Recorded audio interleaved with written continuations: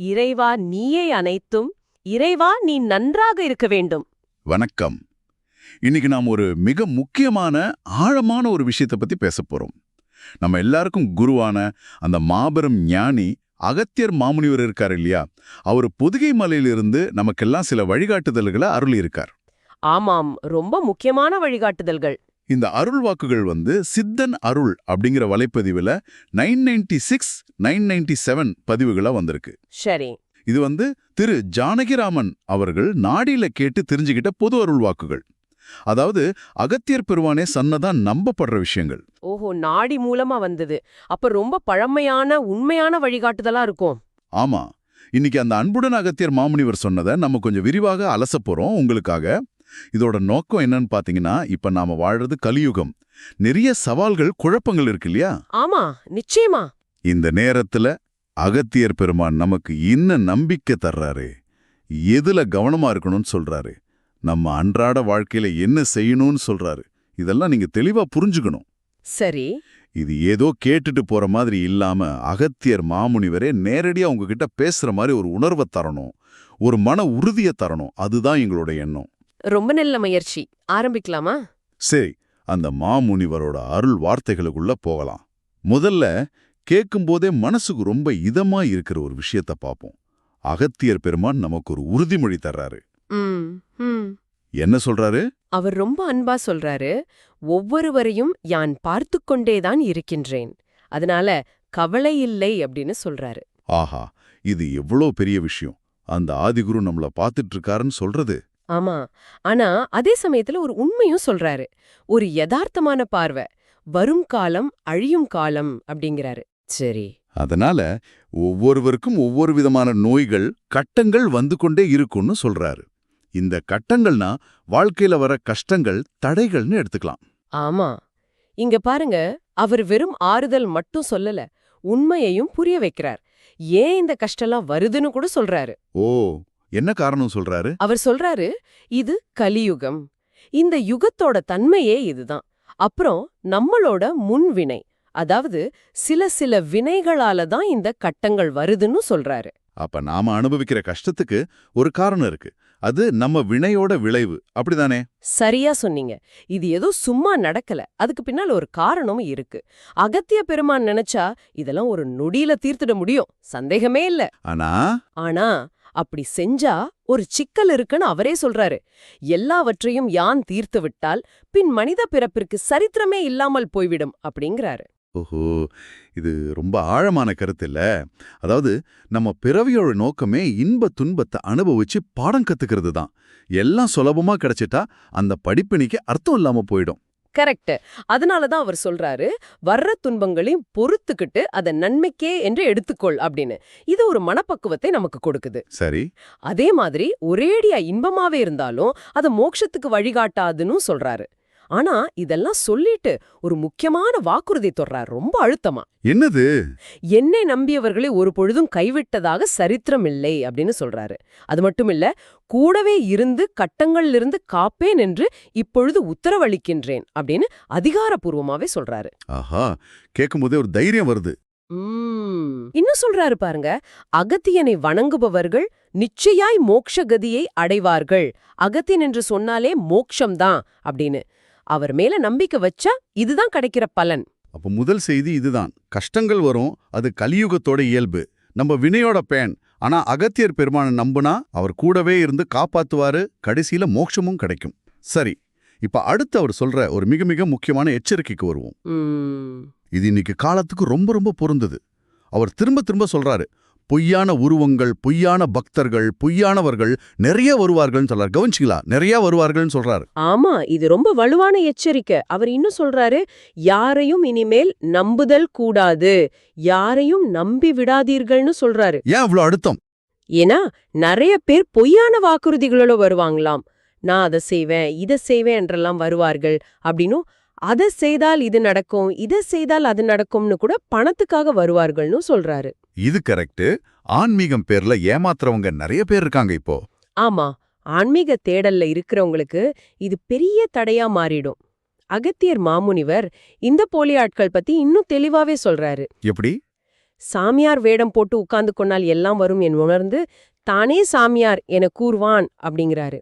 அப்படிப்பட்ட ஆளுங்க அப்பாவி மக்களை ஏமாத்தி அந்த காசுல பலவித சுகங்களை அனுபவிப்பான்னு சொல்றாரு. அட கொடுமையே. அப்படிப்பட்டவங்கள பார்த்து இவனோட கீழான மனிதர்கள் இந்த உலகில் இல்லைன்னு ரொம்ப கடுமையா சொல்றாரு.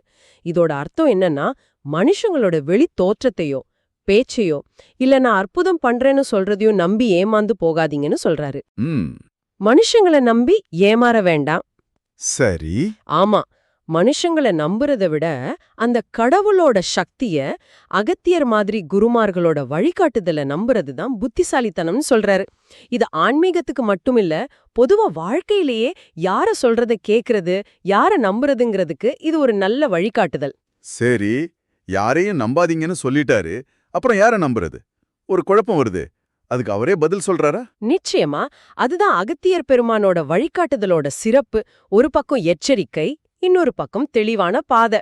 அவர் சொல்றாரு, என்னை நம்பி விட்டீர்களா, என்னையே நம்பி விடுங்கள். ஓ, அப்போ சந்தேகம் வேண்டான்னு சொல்றாரு. ஆமா, யாராச்சும் வந்து நான் உனக்கு இத பண்றேன் அத பண்றேன் உன் கஷ்டத்தை தீக்குறான்னு சொன்னா அவங்க கிட்ட என்ன சொல்லணும்னு அவரே சொல்றாரு பாருங்க. என்ன சொல்லணும்? அகத்தியன் இருக்கின்றான் என்ற ஒரு வார்த்தையை சொல்லிவிடுங்கள், அது போதும் அப்படிங்கிறாரு. அகத்தியன் இருக்கின்றான். ஆஹா, அந்த ஒரு வரியில எவ்வளவு சக்தி! ஆமா, அது ஒரு கேடயம் மாதிரி, ஒரு பாதுகாப்பு கவசம் மாதிரி. எனக்கு அகத்தியன் இருக்கின்றான்னு சொன்னாலே போதுங்கிறார். ஏன்னா இதன் மூலமா அவர் ஒரு பெரிய உண்மைய சொல்றாரு. இங்கு இறைவனின் சக்தியை விட உயர்ந்தது எதுவும் இல்லை. சரிதான், மனுஷங்க வாக்குறுதி மாறலாம், ஆனா இறை சக்தி மாறாது. கரெக்ட். அதனாலதான் வழியை நல்ல வழியாக யாம் காண்பிக்கிறேன்னு அவரு பொறுப்பேத்துக்கிறாரு. இன்னொரு சுவாரஸ்யமான விஷயமும் சொல்றாரு. என்னது? நீங்க அவரை நினைக்கிறது, அவரை தேடி புதிகை மலைக்கு போறதெல்லாம் கூட முழுசா உங்க செயல் மட்டும் இல்லையா. அவர் கேக்குறாரு, நீங்களா வந்தீர்கள் இல்லை யானே அழைத்தேன் அப்படின்னு. அட, அப்போ நம்ம தேடலுக்கு பின்னாலேயும் அவரோட அருள் இருக்குன்னு சொல்றாரு. ஆமா, ஒரு தெய்வீக திட்டம் இருக்கு. நம்ம சரியான பாதையில தான் இருக்கோம்னு இது ஒரு ஆழமான நம்பிக்கையை நமக்குள்ள விதைக்குது. யானை அழைத்தேன், இத கேட்கவே ரொம்ப பிரமிப்பா இருக்கு. சரி, வெளியில இருக்கிறவங்கள நம்ப வேண்டாம், அகத்தியரை நம்புங்கன்னு சொன்னாரு. நம்மள பத்தி என்ன சொல்றாரு? நம்ம சக்தி பத்தி. இது ரொம்ப ரொம்ப முக்கியமான இடம். அகத்தியர் மாமுனிவர் வந்து நம்மளோட சுய ஆற்றல, நமக்குள்ள இருக்கிற திறமையை அடையாளம் காண சொல்றாரு. அவர் சொல்றாரு, அனைத்து திறமைகளும் உங்களிடத்தில் இருக்கின்றது அப்படின்னு. நம்மகிட்டயும் எல்லா திறமையும் இருக்கா? ஆமாம், நீங்களே பக்திமான்களாகலாம் அப்படின்னு சொல்றாரு. நம்ம ஒவ்வொருத்தருக்குள்ளேயும் அந்த தெய்வீக சக்தி இருக்கு, பக்தி இருக்கு. அதை நம்ம உணர்ந்து செயல்படணும். அதை விட்டுட்டு எதையோ சென்று அடைந்தால் மீண்டும் தோல்விகள் தான் ஏற்படும்னு எச்சரிக்கிறாரு. அப்ப இதுக்கு அர்த்தம், நமக்கு தேவையான சக்தி நமக்குள்ளேயே இருக்கு. அதை வளர்த்துக்க அகத்தியர் அருள் செய்வாரு. வேற எங்கேயும் தேடி போக வேண்டியதில்ல, அப்படிதானே? மிக சரியா புரிஞ்சுக்கிட்டீங்க. அவர் இதை இன்னும் அழுத்தமா சொல்றாரு. மத்த மனுஷங்க உதவிய தேடி போறதுல இருக்கிற சிக்கல சொல்றாரு. கேக்குறாரு, நாடிச் சென்றால் நீயும் மனிதன், அவனும் மனிதன், இதை சிந்தித்துக்கொள் என் மக்களே அப்படின்னு. ஆமா, மனுஷன்னா குறைகள் இருக்கதான் செய்யும். அதேதான். அதனால அவங்கள முழுசா நம்பி போறது சரியா இருக்காது. அதுக்கு பதிலா அகத்தியர் அருளால கிடைக்கிற ஞானத்தை, இனிய அறிவை யான் கொடுத்து விடுவேன், நம்பி உங்ககிட்ட இருக்கிற திறமைய வளர்த்துக்க முயற்சி பண்ணுங்கன்னு சொல்றாரு. சுயபலத்தை நம்புங்க, அந்த சுயபலத்துக்கு வழிகாட்டுற அகத்தியரை நம்புங்க. இதுதான் அவர் சொல்ற செய்தி. உங்களுக்குள்ள இருக்கிற அந்த சக்தியை நம்புங்க. இதுவரைக்கும் அகத்தியர் பெருமான் தந்த நம்பிக்கை, எச்சரிக்கைகள், நம்ம உள்ளாற்றல் பத்தின விஷயங்கள்லாம் பார்த்தோம். இப்ப நாம் அன்றாட வாழ்க்கையில கடைபிடிக்க வேண்டிய சில எளிய ஆனா சக்தி வாய்ந்த நடைமுறை வழிகாட்டல்களை பத்தி பேசலாம். அவர் முக்கியமா எதை சொல்றாரு? முதன்மையா தான தர்மத்தோட முக்கியத்துவத்தை சொல்றாரு. உன்னால் என்ற வரை தானங்கள் செய்க அப்படிங்கிறாரு. நிறைய தானம் இருக்கு. அதுல ரொம்ப முக்கியமா எதை சொல்றாருன்னா, சொல்லுங்க. அனுதினமும் என் பக்தர்கள் ஒரு உயிருக்காவது உணவளியுங்கள், அது போதும், அப்பனே அதுவே கோடி புண்ணியமாகும் அப்படிங்கிறாரு. அடையப்பா, எவ்வளவு எளிமையான வழிகாட்டல்! ஒரு உயிருக்கு சாப்பாடு போடுறது கோடி புண்ணியமா? ஆமா, இதுக்கு பெரிய வசதி தேவையில்ல, பதவி தேவையில்ல. நம்ம கிட்ட இருக்கிறதுல கொஞ்சத்தை பசியோடு இருக்கிற ஒரு ஜீவனுக்கு கொடுக்கறது. அது மனுஷனா இருக்கலாம், இல்ல மிருகமா இருக்கலாம், பறவையா இருக்கலாம். அந்த ஒரு சின்ன செயல் கோடி புண்ணியம்னு சொல்றாரு. இது அன்பையும் கருணையும் வளர்க்கும் இல்லையா? நிச்சயமா செய்யக்கூடிய ஒரு விஷயம்தான். தினமும் ஒரு உயிருக்கு உணவு. சரி, அடுத்து வேற என்ன நடைமுறை வழிகள் சொல்றாரு? அடுத்ததா நம்ம வீடுகள்ல தினமும் சாயங்காலம் விளக்கேத்துற பழக்கத்தை பத்தி சொல்றாரு. இது நம்ம கலாச்சாரத்துல இருக்கிற ஒண்ணுதான். ஆனா அகத்தியர் மாமுனிவர் இதுக்கு ஒரு குறிப்பிட்ட முறையையும் அதனால வர்ற ஒரு விசேஷ பயனையும் சொல்றாரு. ஓ அப்படியா? என்ன முறை அது? தினமும் சாயங்காலம் வீட்ல நல்லெண்ணெய் இல்லனா நெய்யில ஒரு தீபம் ஏத்தி அதுல சில பொருட்களை பொடி பண்ணி கலந்து அவரை நினைச்சு வேண்டிக்க சொல்றாரு. என்னென்ன பொருட்கள் அது? சொல்றேன். கிராம்பு, ஏலக்காய், ஒரு சின்ன துண்டு கற்கண்டு, அப்புறம் ஏதாவது ஒரு வாசனை பொருள், உதாரணத்துக்கு பச்சை கற்பூரம் சேர்க்கலாம். இதை எல்லாத்தையும் நல்லா பொடி செஞ்சு அந்த விளக்கேத்துற எண்ணெயில ஒரு சிட்டிகை கலந்துட்டு விளக்கேத்தணும். சரி, இந்த மாதிரி குறிப்பிட்ட பொருட்களை சேர்க்கறதுக்கு என்ன காரணம்? இந்த பொருட்கள் ஒவ்வொன்னுக்கும் ஒரு நல்ல குணம் இருக்கு. கிராம்பு, ஏலக்காய் எல்லாம் எதிர்மறை சக்திகளை விரட்டும்னு சொல்வாங்க. கற்கண்டு ஒரு மங்களகரமான இனிப்பு, பச்சை கற்பூரம் தெய்வீக நறுமணம். இதையெல்லாம் சேர்த்து தீபம் ஏத்தும்போது மனசார ஒரே ஒரு தடவை அகத்தியன் அப்படின்னு அவரை நினைச்சா போதுங்கிறாரு. அவ்வளவுதானா? ஆமா, அப்படி நினைக்கிற அந்த நொடியில அப்பனே யான் இருக்கின்றேன் அப்படின்னு அவர் அங்க வந்து அருள் செய்யறதா வாக்கு தர்றார். இந்த தீபம், இந்த நினைவு நம்மள சுத்தி ஒரு பாதுகாப்பு வளையத்தை உருவாக்கும். கலியுகத்தோட கெட்ட பாதிப்புகள், போலி மனுஷங்களோட தவறான வழிகாட்டுதல்கள் இதெல்லாம் நம்மள அண்டாம இது ஒரு கவசம் மாதிரி இருக்கும். அற்புதம். ரொம்ப எளிமையான ஆனா சக்தி வாய்ந்த ஒரு பாதுகாப்பு முறை இது. தானம் அப்புறம் இந்த தீபம் ஏற்றுதல், இந்த 2 எளிய செயல் மூலமாவே அகத்தியர் பெருமானோட அருளை பெறலான்னு புரியுது. சரி, நிறைவா அவர் என்ன சொல்றாரு? இறைவா அகத்தியர் மாமுனிவர் மறுபடியும் அவரோட முழு ஆசீர்வாதத்தையும் தர்றாரு. அவரை தேடி பொதிகை மலைக்கு போனவங்கள பார்த்து சொல்றாரு, வரும் வழியிலே ஆசீர்வாதங்களை கொடுத்து விட்டேன் அப்படின்ட்டு. இது அங்க போனவங்களுக்கு மட்டும்தானா, இல்ல கேக்குற நமக்கும் பொருந்துமா?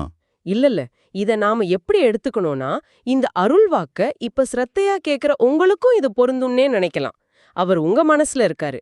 இன்னொரு நல்ல செய்தியும் சொல்றாரு, ஒவ்வொரு குடும்பத்திலையும் ஒவ்வொரு சுபிக்ஷம் நடக்க போகின்றது அப்படிங்கிறாரு. ஓஹோ, நல்லது நடக்க போகுதுன்னு சொல்றாரு. ஆமா, என்ன கஷ்டம் இருந்தாலும் சீக்கிரமா நல்ல மாற்றங்கள், நல்ல விஷயங்கள் நடக்க போகுதுன்னு ஒரு நம்பிக்கை தர்றாரு. அதனால எதை பற்றியும் கவலை கொள்ளாமல் செல்லுங்கள் அப்படின்னு தைரியம் சொல்றாரு. கஷ்டம் வரும்னு சொன்ன அதே மாமணி தான் நல்லது நடக்கும் கவலைப்படாதீங்கன்னு சொல்றாரு. இதுதான் அவரோட கருணை போல. சரியா சொன்னீங்க. இந்த முழு அருள்வாக்கையும் சுருக்கமா சொல்லணும்னா, 1, கலியுகம் சவாலானதுதான். கஷ்டம் வரும், நோய் வரும், ஏமாத்துறவங்க வருவாங்க. ஆனா பயப்படாதீங்க. அகத்தியர் மேல முழு நம்பிக்கை வைங்க. அவரு கைவிடவே மாட்டார். சரி. 2, போலி சாமியார்களை, குருமார்களை அடையாளம் கண்டு ஒதுக்கிடுங்க. அவங்க பேச்ச நம்பாதீங்க. யாரையும் நம்புதல் கூடாதுங்கிறத மனசுல வைங்க. 3, உங்க சக்திய நம்புங்க. உங்க திறமைய நம்புங்க. எல்லா திறமையும் உங்களிடத்துல இருக்கு. அதை வளர்த்துக்க அகத்தியர் உதவி செய்வார். 4, அந்த எளிய தர்மங்களை கடைபிடிங்க. தினமும் ஒரு உயிருக்கு உணவு, சாயங்காலம் அந்த விசேஷ தீபம். இது உங்களை காக்கும். எல்லாத்துக்கும் மேல அவர் எப்பவும் உங்க கூட இருக்காரு. யான் இருக்கின்றேன் அந்த வார்த்தையில இருக்கிற உறுதியை நம்புங்க. அதை எப்பவும் மறக்காதீங்க. ரொம்ப தெளிவா இந்த அருள் வாக்குகளோட சாராம்சத்தை அழகா சொன்னீங்க. அன்புடன் அகத்தியர் மாமுனிவர் சொன்ன இந்த ஆழமான, அதே சமயம் ரொம்ப எளிமையான வழிகாட்டுதல், இதை கேட்குற உங்களுக்கு நிச்சயமா ஒரு புது தெளிவையும் மன உறுதியையும் தந்திருக்கும்னு நான் நம்புறேன். அவர் சொன்ன மாதிரி நமக்கு தேவையான திறமையும் அருளும் நமக்குள்ளேயே இருக்கு. அதை நாம சரியா பயன்படுத்திக்கணும். இங்க ஒரு முக்கியமான கேள்வி வருது பாருங்க. அகத்தியர் பெருமான் ஒரு பக்கம் யாரையும் நம்பாதீங்கன்னு ரொம்ப கடுமையா சொல்றாரு. இன்னொரு பக்கம் என்ன நம்புங்க, அகத்தியன் இருக்கின்றான்னு முழு சரணாகதியும் கேக்குறாரு. ஆமா, இது கொஞ்சம் முரணா தெரியுதே. ஆமா, இந்த 2 அறிவுரையும் உங்க வாழ்க்கையில நீங்க எப்படி சமநிலையோட பாப்பீங்க? மனுஷங்க மேல வைக்கிற நம்பிக்கைக்கும் குரு மேலயும் கடவுள் மேலயும் வைக்கிற நம்பிக்கைக்கும் என்ன வித்தியாசம்? இத பத்தி நீங்க கொஞ்சம் யோசிச்சு பாருங்க. இது நீங்க முடிவுகள் எடுக்கிறதுக்கு உதவும். ஆமா, இது யோசிக்க வேண்டிய விஷயம்தான். மனுஷங்களோட நிலையற்ற தன்மை, இறைவனோட நிலையான கருணை, இது 2ம் புரியுது.